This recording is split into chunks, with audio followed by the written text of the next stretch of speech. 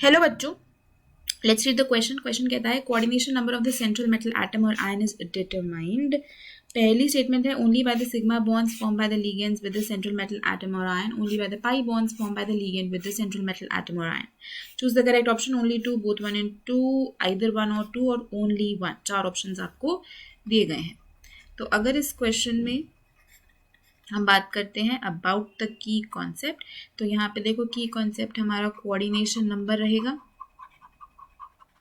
Coordination number को जब हम वैसे डिफाइन करते हैं तो कैसे डिफाइन करते हैं? As the number of ligands that are attached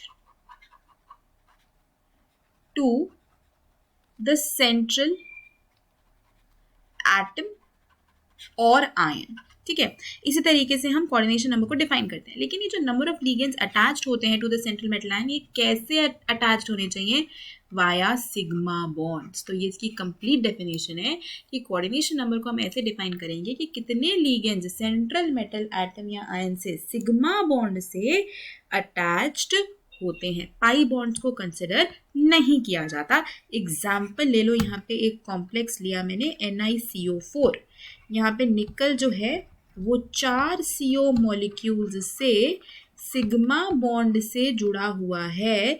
तो अगर मुझे इसका कोऑर्डिनेशन नंबर बताना होगा तो इसका कोऑर्डिनेशन नंबर क्या हो जाएगा? सिग्मा बॉन्ड से कितने लिगेंड से जुड़ा हुआ है? 4 से।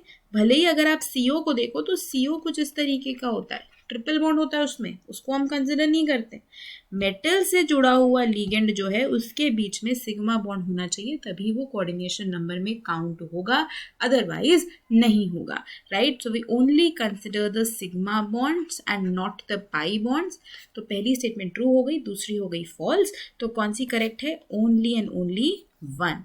तो फाइनल आंसर इस क्वेश्चन का हो जाएगा option D. Hope you understood it well. Best of luck.